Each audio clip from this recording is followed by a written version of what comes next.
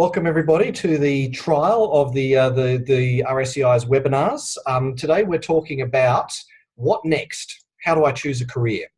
And you know, as I said in the brief, a lot of students get close to graduation, and at that point, only at that very late point in proceedings, do they come to realize that they don't actually have a really good idea about what they're going to do after they graduate. And so I brought the three of you here together to get your perspectives on how students can go about choosing their careers. So to introduce to the people at home, I have Violet Houston from the University of New South Wales Science Student Centre. I have Wahib Saad from Evolve Scientific Recruitment. And I have Niamh Kyriakou, who was a mentee in the mentoring program for the Royal Australian Chemical Institute in 2016 and has gone on to get her first career job. And so she's been through what we're going to be talking through today. So as a kick-off question to the floor, because I don't want to do most of the discussion, I'm going to do most of the talking today. So a question has been asked by one of our mentees, and she's asked, when applying for jobs, we know that we should focus on quality rather than quantity when sending out resumes, but how do we pick those jobs that we do want to apply for if we're not sure where to go? I mean, that's the nub of the question, isn't it, really? Yeah. Should I? Yeah, launch it. Look, that's always a tough one because, look, you do need to strike a bit of balance between, you know, not applying for every single job that's out there, but also, you know, being a little bit picky with the jobs that you are applying for and actually putting quite a bit of effort into those applications. Look, to start with, the job market is fairly healthy at the moment, so there always should be a bit of an option for you in terms of just your basic interest. You don't really need to zoom in so much on, you know, the exact role for the exact company for the, you know, the exact position that you're after. You know, it's a rough kind of guide of, you know, what you really want. So if you're a chemistry grad and you're interested in, you know, basic laboratory work to start with, then aim for, you know, anything and everything that has to do with laboratory work. You don't need to necessarily aim for pharmaceutical sectors because that's your strongest interest and that's what you want to focus on. Because what you're doing then is really limiting your applications. And that's not what you want to do when you're a graduate. You really need to get out and apply to as many positions as you possibly can, but that actually makes sense to you. So what I would suggest is if you're a chemistry grad, for instance, you know, look at your contract testing laboratories, pharmaceutical, manufacturing clients, and apply for those jobs, because to be honest, until you land your very first role, you won't really start to formulate an idea of what you actually really want to do with your career. And I'm sure that nearly all of us have probably been, you know, through various career changes, you know, throughout our lives, and we're not doing the very first job that we started. So I'd say, look, don't be too focused on and freaking out about exactly what you want. Get in there and get that experience first. So what I'd suggest is apply to as many positions as you can, but do it thoughtfully as well. So hopefully that answers a little bit of the question. Sure. Niamh, do you want to give your perspective? I mean, you've been through this and only recently. Yeah, I mean, I would spend all day writing applications sometimes, but I think Dave, you might have suggested it or someone else suggested it at a networking thing, but don't be afraid to give people a call. If you call them before you write your application and you work out it's not right for you, you save their time, you save yours, right? Like, just honestly, you know, I'm getting a sense that this is what the job is about. Is that really what it's about? Get a sense of what the job is, maybe, and then you can do the right job, like the right application process for the right job for you, rather than just everything because you don't really know what's right. Yeah, I really felt the calling thing was very, very helpful. Good. Violet? Yeah, I would echo what both Niamh and Wahib were saying. So I really liked how Wahib was focusing on the skills that you want to learn or that you need to kind of progress in the direction that you intend to in your career. So instead of focusing on what the job title is or what the whole job is all about, consider what skills, what technical skills and what transferable skills you need, and see what jobs will allow you to gain the most experience and develop those particular skills so that you can then progress later on throughout your career. So I kind of refer to that as a skills-based approach to deciding what graduate jobs to apply for. Another approach that I suggest is also a networking approach. So if you're really keen on getting into a particular industry, but you know that your dream job in that industry you can't walk into as a graduate, it's still worthwhile applying for some other entry-level job, like an admin role, for example, within that industry, and developing your connections and breaking in that way.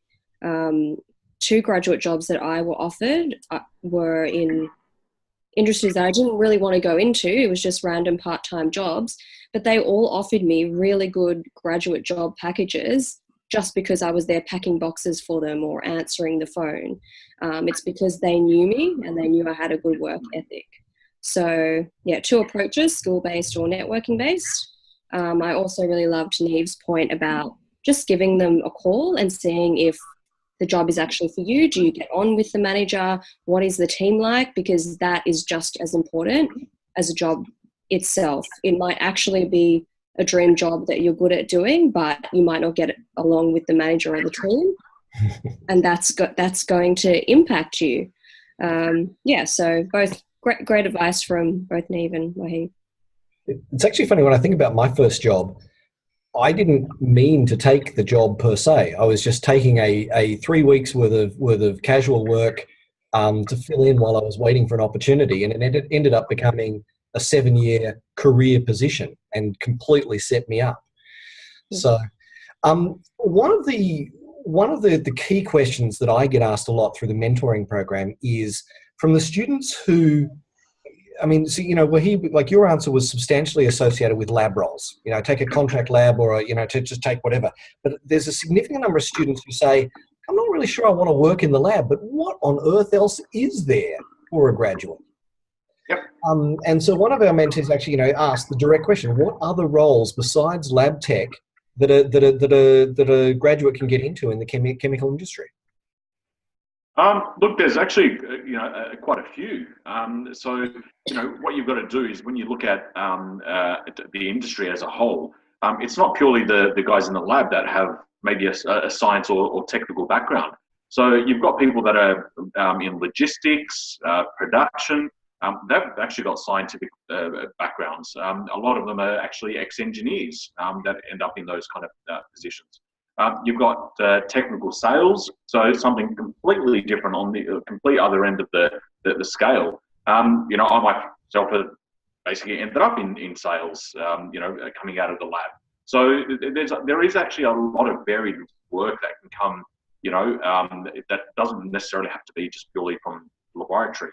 The one thing that I would say, however, is when you're first starting out as a graduate, a few of those roles will always demand a little bit of technical expertise.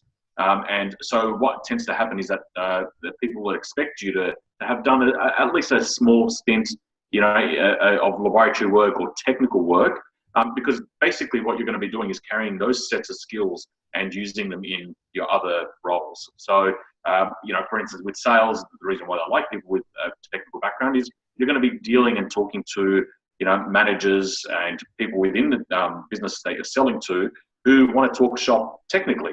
And they're going to be asking technical questions. You might need to do some, product selling or product service selling to these people. And you have to work out how it's going to fit within their business. And unless you've done a bit of that, you won't be able to do that type of work. So, there is a whole range of other positions out there, but I really do feel that sometimes as a graduate, you do need to get in there and use your base set of skills. And I think using the base set of skills will then open doors in the future for other positions to come as well. I would agree. I'd also make the point that casual lab tech roles are fairly easy to get by comparison to the whole market. They come and they go. So now, Neve, you've been through this and you're obviously in a tech sales role. I guess, can I ask, what do you like about that? I like that I'm not limited to my desk and to one piece of scenery. Like, I'm not looking at a fume hood all day, right? It's a different places. Cowra one day, Newcastle, Canberra the next. Right? I'm always in different places with different people. And to be honest, I find, don't tell anyone, but I find people more interesting than chemistry. I love chemistry. I mean, people are dynamic, right? It's always a challenge trying to convince them of something or trying to get along with them. It's always completely new and different. That's why I like it. But the one point that I would make is I think for me, the network was the biggest thing that helped me understand what was actually out there, right? Because somebody tells you, you look at a list of chemistry jobs, whatever, you're like, oh, okay, that's what there is. But then you ask someone, what do you love about your job? Then you really get a sense of what the job is, right? So just network, just get out there and talk to people, right? They'll tell you what kind of jobs there are. That's what I'd say. I wholeheartedly agree. Yeah. I mean, Violet, you did a very interesting background and then come to actually end up counselling other people on careers. Yeah, so I was a bit like you, Dave, where I kind of accidentally ended up in tertiary education just as a temporal. I originally wanted to work in science communication in museums, which is why I did science and arts as my undergraduate, but just really loved helping out and advising other students, and it just went on from there.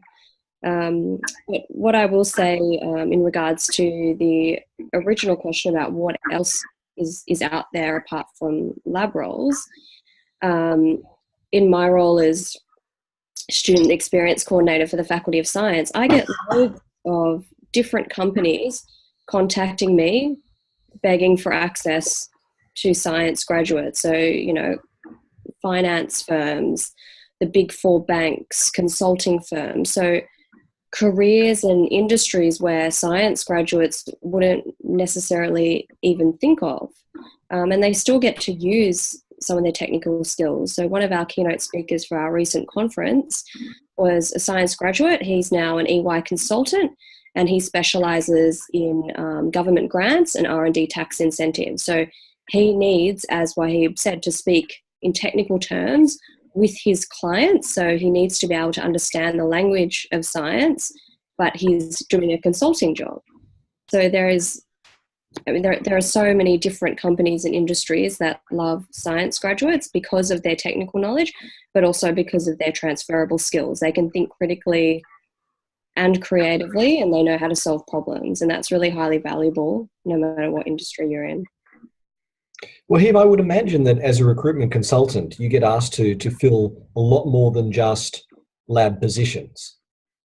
Yep, absolutely. Yeah. So a few of those positions that I mentioned before, they're actually from experience. So they're ones that clients have actually approached us to fill. So, we work on a lot of technical sales positions. We work on consulting roles, companies that are doing consultancy work for or on behalf of laboratories who need those scientific skills and their scientific minds. You've got a whole range of other industries like myself in recruitment. So we work on a lot of roles that are non-lab based. Look, essentially the laboratory roles are always going to be plentiful. And, if you're not sure about where you want to head, that's always the best way to go, is to get a temporary position, doing some laboratory work. In the meantime, you're, like Neve said, networking, speaking to people, honing in on your actual interests, and then go from there and use that as a springboard. And there is a truism in recruitment: the best place to get a job is from a job. Absolutely. Yeah, you're absolutely right. And everyone will see that. I mean, once you've landed your first job, it'll take you so long to get that first position. And once you're in there, within 6 months, you've got other people knocking on your door, and you run into someone who's, trying to poach you. So it does change things once you're employed, because then you've also, proven yourself to the next employer. If you're already in a job, then you must be doing something right. Yeah. As an employer, I'd like to say, don't change jobs after 6 months. I wouldn't recommend it. But if you're a graduate and you need to move around to gain that experience, then it's fine in a temporary position. So for the purposes of today, what I did is I went out and I read online, some different quotes, what people have said about the problem that we're talking about today. And there's a woman called Joanne Sperans from Volo Coaching, and she said, "We are taught that if we're good at something, we should do it as a career. The problem is we're often good at several things and we're passionate about several things. It's where those two meet that we should look." And I think that's a lovely quote. But what if you don't know what your passion lies? Yeah, look, I mean that's a tough one. I mean, I think that is something that comes with time. I don't think that you're going to know what you're passionate about instantly. Neve, you've got your first role now in sales, but in the next 3 or 4 years, you might be doing something completely different and absolutely love doing it. So the passion part, I think, takes a little bit of time. You're not going to know when you first graduate.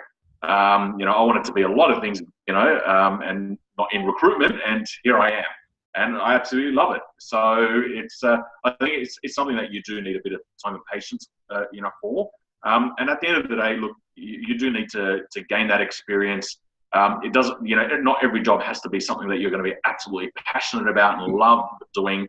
But what I always suggest is always look for something that you're going to enjoy to do, and try to aim for that. And then as you progress throughout your career, you'll end up actually knowing the jobs that you're actually good at and the ones that you're passionate about, and the ones that you might be good at but you just don't like. And I've done a few of those. So might be great. Recruitment for me, Wahid.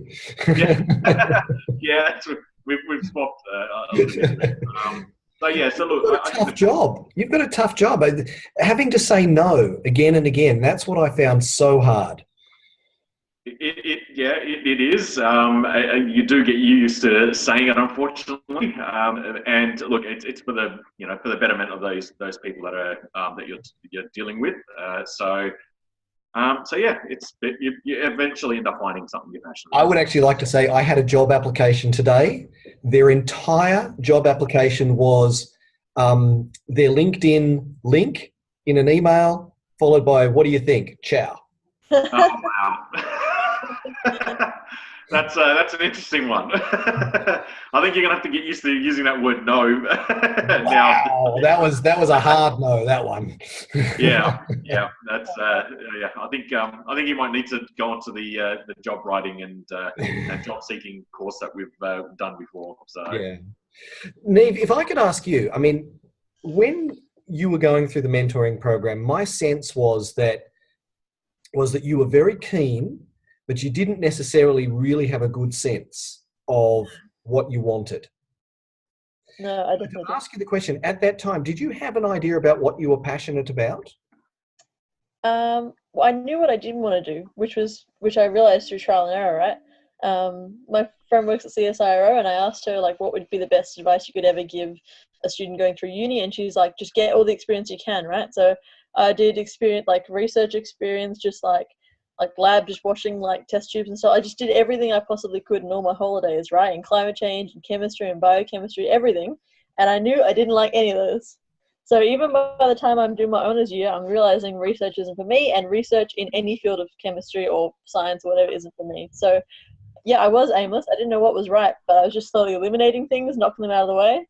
Okay, yeah, talking to people, working out, that doesn't sound like something I enjoy. Maybe I would enjoy that. So it's a sound strategy. Yeah. And Violet, I mean, your whole job is to help students, and part of that is helping them find their passion, I would imagine. Yeah. What do you exactly. do? How do you do that? So I actually recommend exactly what Neve did. The only way to know if you like something or you don't like something is to try it. So the whole point of university is to try things out, to experiment, to try as many different experiences as possible, so that you can hopefully get a better understanding of not just the particular technical jobs or skills that you like and don't like, but also how you like to work. So some people prefer to work in a really, perhaps fun or humorous and laid back environment. Other people like to work in a more serious and structured environment. Other people like to do repetitive work in a stable environment. Other people like to take risks and to be creative. So it's not just about whether you like the technicalities of a particular job or experience, it's also how you like to work, your work values, and also your personal values. And you only really start to see that and to understand that once you're in those internship experiences or those volunteer experiences. And I also try and get students to really understand the value of self-reflection, which is something that not many science students really like doing because it's a little bit fluffy and touchy and all that kind of stuff. But it's really, really valuable. And going into career decision making or going out into the graduate recruitment world and not understanding who you are as a person is kind of like trying to develop a hypothesis or doing an experiment without doing a literature review. It's like you've got no context and no understanding about who you are or the situation that you're in. So you're just going in blind. Yeah, so you really need to have a good understanding of yourself. And that's actually where I recommend that you start. I absolutely agree. And it's actually funny because the next question I was going to ask was literally a quote that said, these are the questions that I suggest that students ask themselves. So things like students, this person recommended students should ask, what do you enjoy doing? What skills do you use when doing those things that you enjoy? What means a lot to you? What are you good at? What do others admire about you and why? And I thought, that's a really good set of questions. So it brings us neatly, what questions do you guys recommend that students should be asking and graduates should be asking of themselves? I actually recommend, which is a bit of a weird one, what do you do when you procrastinate? Because when you procrastinate, you're trying to put off the things that you don't like doing by doing something that you actually like doing. So thinking about what you do when you're trying to avoid the other crap that you don't want to do, maybe there's something in that you could turn into a vocation or career. Making a career out of Fortnite, I get you. Yeah. Watching movies. Hey, youth reference. I'm hip to the lingo. Yeah, look, I mean, I think the questions that you actually just posed, Dave, they actually, they are the questions I would recommend people ask themselves. So, what is it they actually enjoy doing? What is it that when they're doing, people actually take note and take notice of them? And to give you an example of that is, we worked for a large multinational who searches for technical and scientific people, but basically it's a lot of hands-on work. So it's not always necessarily in the lab. You could be doing, sanitary cleaning. You could be doing QC testing. But what they actually always ask us is, look, find those people who are, have hobbies like, mechanics or like to fix and fiddle with things. And, but that goes to show you that there are jobs out there that will always require some passion in a field outside of what you've studied. So if you're really good with your hands, for instance, and you enjoy doing that, then most likely you'll actually enjoy doing these type of roles, because that's essentially something that is a hobby of yours and you're going to enjoy doing. Those type of people don't typically fit into, say, a research field, because they actually like being outdoors and playing, and fixing things, or tinkering with cars or toys, and fixing those things. Research isn't for them. So those questions are really good in actually honing in on also where you'll probably end up being successful and actually what you'll actually enjoy doing when you're out working. So. Absolutely. I met a student the other day who said his hobby was making battle bots, robots that do battle with each other. That's cool. And what a great employee, mate, because there'd be no girlfriend keeping him from work. That's amazing, yeah. And look, that person might be actually great for yesterday I did a site tour for BOC that was run by the RACI. And it's the robotics that they've got in that place now is unbelievable. So someone like that actually might really love working for BOC, because, all of a sudden this whole workforce is being, turned into robots. And it's feel fantastic to to work in a field like that. Can I also say that look at people who are like you, right? If you see someone who you think, oh yeah, I think I'm kind of like that person, they seem to think the same way as me, and maybe you'll like their job. I don't know. To be honest, it's kind of what I did with Dave. I was like, oh yeah, Dave's quite an extroverted person. I reckon I'm kind of extroverted. I might like sales. It's like, it's somewhere to go from, right? You're going to get me blushing now. Yeah. You're my inspiration, Dave. I find it hard to respond. That's not buffering. That's me not knowing what to say. Okay, so somebody else has said 2 of the most important factors in choosing your ideal path are your background, your education, previous experience, practical skills, and your personality, your character traits, your interests, your values. Both should be taken into consideration, but depending on your desired career, your personality may be more important than your resume. What do you guys think of that? Yeah, look, I mean, there are certain roles where your personality is actually, just as important as, say, your resume. In our cases, or myself and Neve, I guess, in sales, personality plays a really big part of that. You could have all the qualifications in the world and be fit for that job on paper, but if you don't have the personality and you're not extrovert and you're not able to be able to communicate to people, well, then you're not going to be a great salesperson. So, so personality plays a really large part in, in identifying where you should be. But not only that, teams these days are also getting smaller, and being able to work as part of a team is really important. So personality plays a big part in that. You've also got to be looking at where you're heading and what the organization's culture is. Does that fit with your personality and your culture? Because otherwise, again, you have the technical skills, but you might not enjoy working within that environment. So I think it's actually really, really important.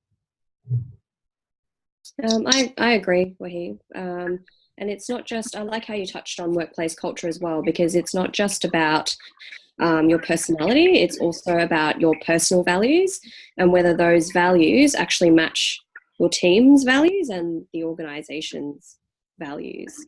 So one thing that I always recommend to my students is to try and consider what are your top 5 values.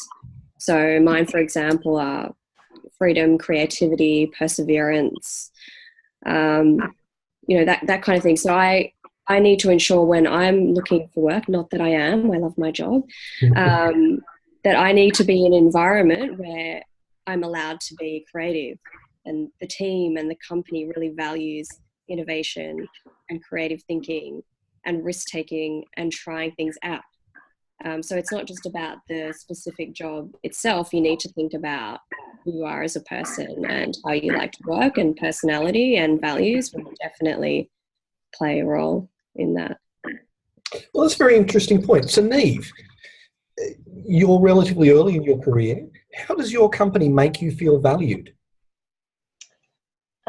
Well, at my place, we all have dinner together on Friday nights, director, IT, logistics, everyone together. So I can have beer with the director and suggest something. And there's a pretty good system to follow stuff up, so you can kind of see your suggestion, go through the procedures, get looked at. So that's really important, right? I think it feels great as well to be a newbie and say, oh, someone's taking my ideas on. Like, that's awesome. So you feel heard? Yeah, exactly. Yeah. That's really good. I think that's a rare thing as well, to be able to talk directly to the director, to the boss. So I like that, yeah. Given that I'm recruiting right now, I'll say that's not a rare thing at DCS Technical. Oh, a nice plug there, Dave. All right. This actually goes right back to, this is a quote that goes right back to the heart of what Neve said early in the discussion. And it was a very short piece of advice. Get lots of advice, then choose for yourself.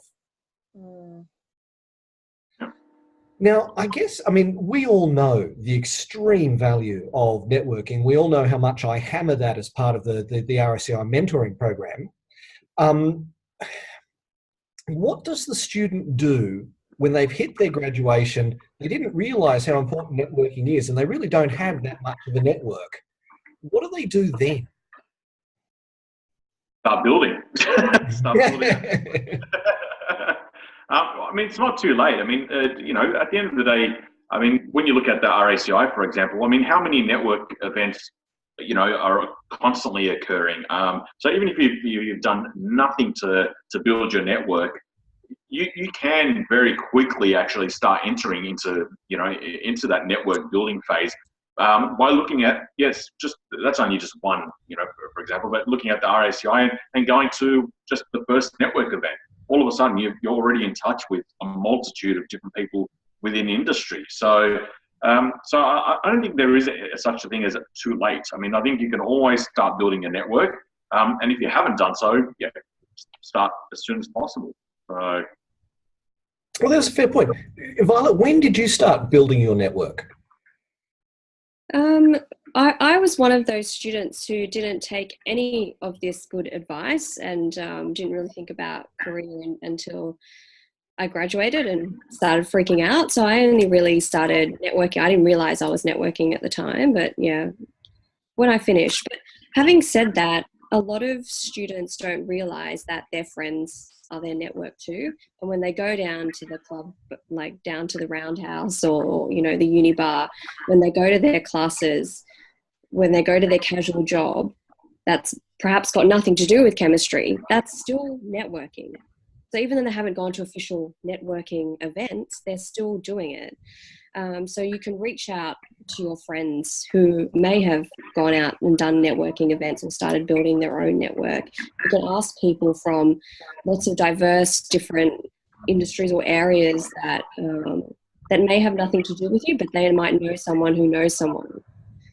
So it's not just about a professional network. Everyone you meet at uni, every person you've done a group assignment with, all of your mates at uni, they're your network as well. So you can reach out to them, and that's something I've only really realized in the past few years. So with my area, a lot of my friends are, you know, my work colleagues, and I can reach out to so many of my friends and I can get things done like that.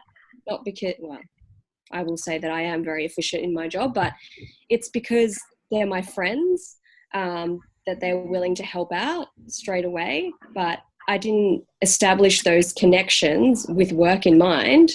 It was just because I liked them and they're my mates. So for a student who thinks that they haven't done any networking and they're graduating and they're starting to freak out, you actually have done networking. So reach out to your fellow peers from your classes, and start from there. Absolutely. So, Neve, I mean, you started actively networking at the beginning of your final year of university. How many people would you say are in your network these days? Well, work certainly opens it up a lot because that's my job, right? My job is basically to go network with people in the industry. So, I guess maybe 500, 600, something like that, including work people, because I've always got work in mind, right? So when I'm meeting something, I'm always thinking, oh yeah, maybe we can do something business-wise as well. So yeah, I guess like Violet said, like everybody, like I've gone to a folk festival once, and there was like a guy making like beeswax candles, and now he's a customer. So yeah, like you're always networking, right? Like you're always kind of going to use these connections somehow, I'm sure. Absolutely. I'll quickly interrupt here to point out to our attendees who are listening, there is a Q&A button at the bottom of your screen, and if you click on that, you can ask questions that we, you know, because I've been asking all the questions, but you guys can ask for yourselves. So, and I'll see them when they pop up.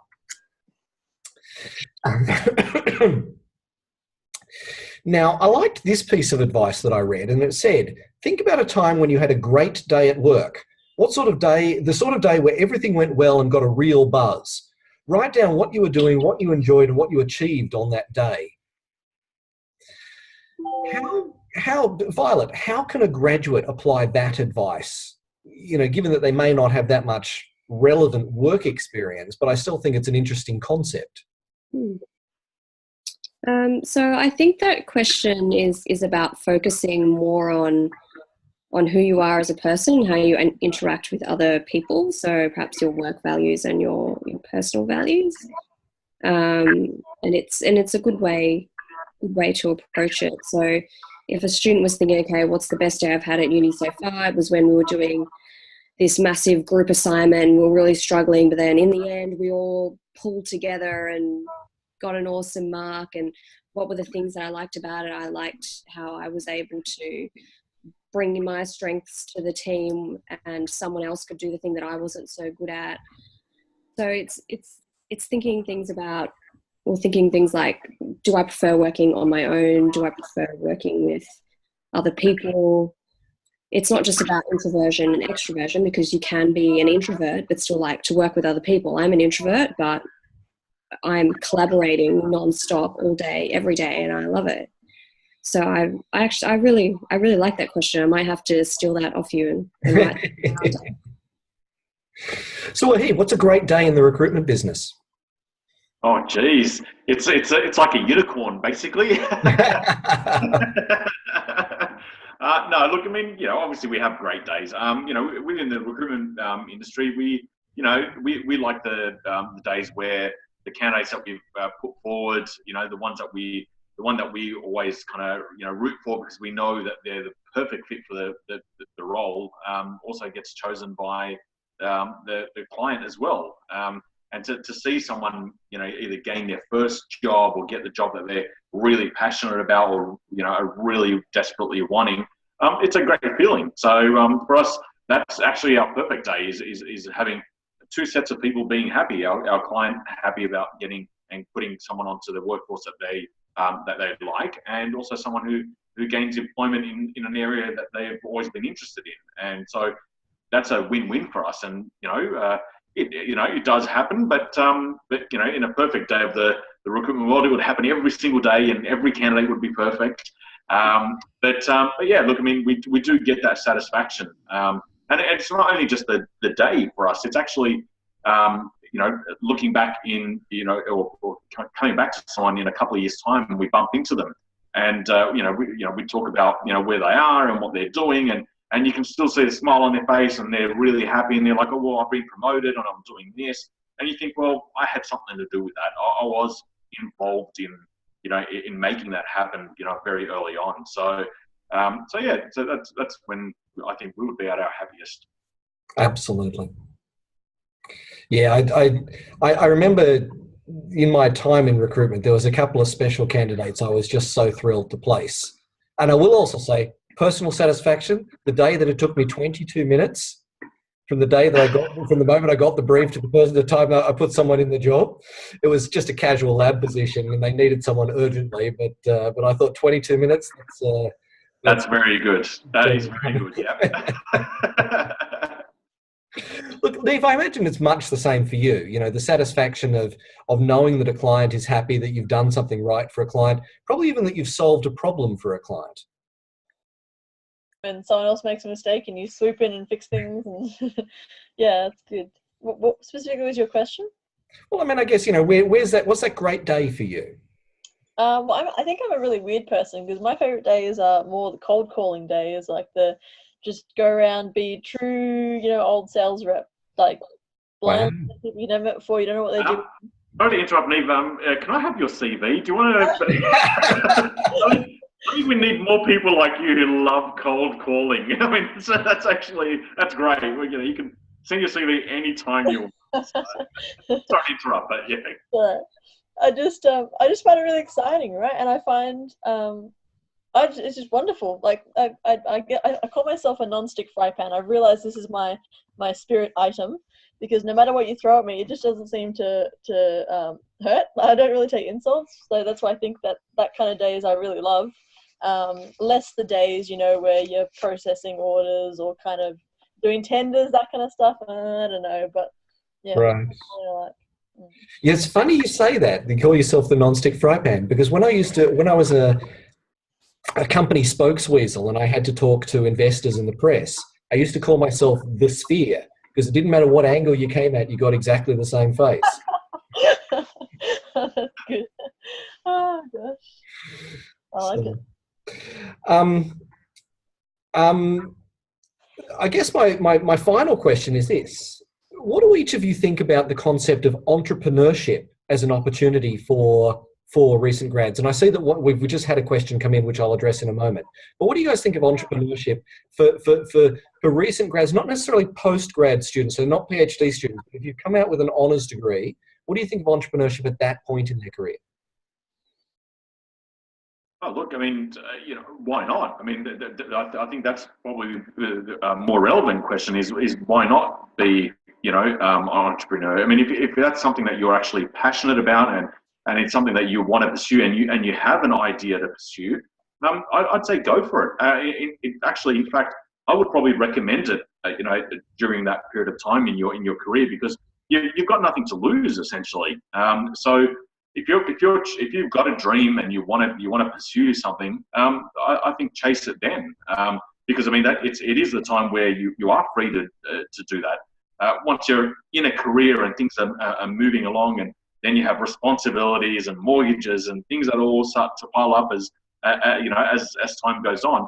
That's when it actually becomes a lot harder to become an entrepreneur and take a break from everything and try something new out. So I'm a big advocate for that. I think if you're interested and there is something that you want to pursue, go for it. So yeah, absolutely.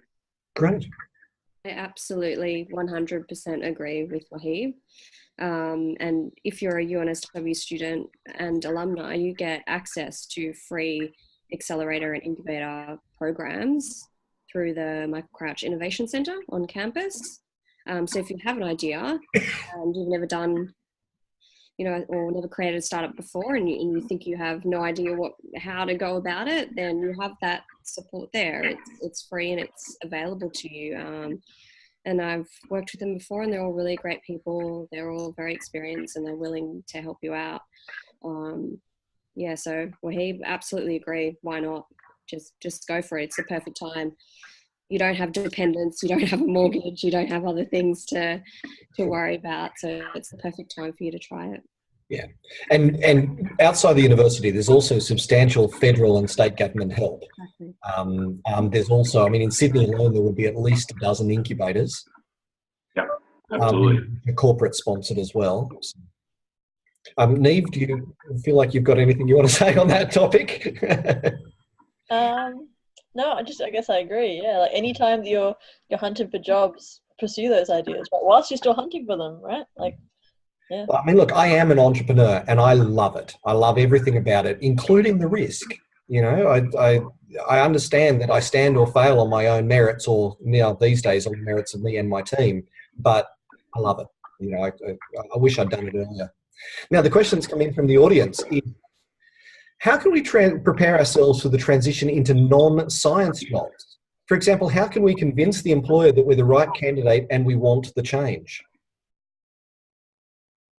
Well, it depends on the job and the industry, but really, and this is an answer for probably almost everything, it's having a strong network and ensuring that person knows your work and knows who you are going into that.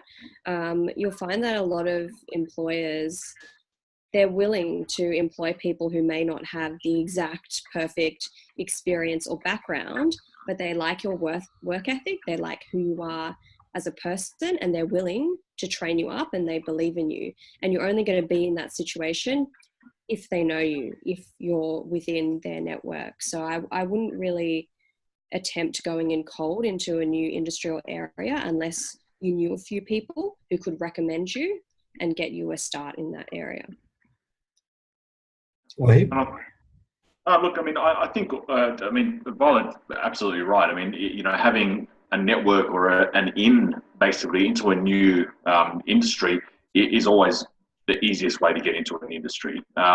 But apart from that, also, if it is something completely different to what you're doing at the moment outside of science, think about reasons or things that complement, what the skill sets that you've got, and show them why you would actually be good, at that role. You don't necessarily have to say that you've actually got the skill set, but you can show other, softer skills that might actually prompt them to consider giving you that opportunity. So have a think about those soft skill sets and any other skills that you've gained that you can actually complement to where you want to head. and then give them show them. I mean, it's almost like a case study. You give them a reason, of why they should give you that opportunity. And I think that's something that's really important. No one's going to hand you, over a position just for the sake of it. You've always got to give them a reason for them to have a think about why they should take you on. So I think, think of those softer skill sets. Think of those, you're almost selling yourself. So you've got to think of reasons for them to actually give you an opportunity. It's an important point. It's a very important question because, like it or not, most of us are going to go through 3 or 4 major career transitions through the course of our lifetime. When I did my undergraduate degree, 77 of us started that degree, 7 of us graduated, and not one of us is still working in the lab. And we're all doing completely different things. Do I need to point out that one of my colleagues is now the Vice Chancellor of UTS? So there's his career and there's my career, but we're not competing. So it's this issue of finding a job outside our skill set is something that we're all going to face at some point, and it's this advice is particularly relevant. And I completely agree with what you said there, Wahib. Soft skills are king. Communications is a core skill in any job. Yeah, I prefer to call them transferable skills. Nice. I really don't like the term soft because it makes it sound like it's not as good as or important as hard skills, technical skills. And we know that the top 3 transferable skills wanted by employers at the moment is complex problem solving, critical thinking, and creativity. And STEM graduates can do those very well.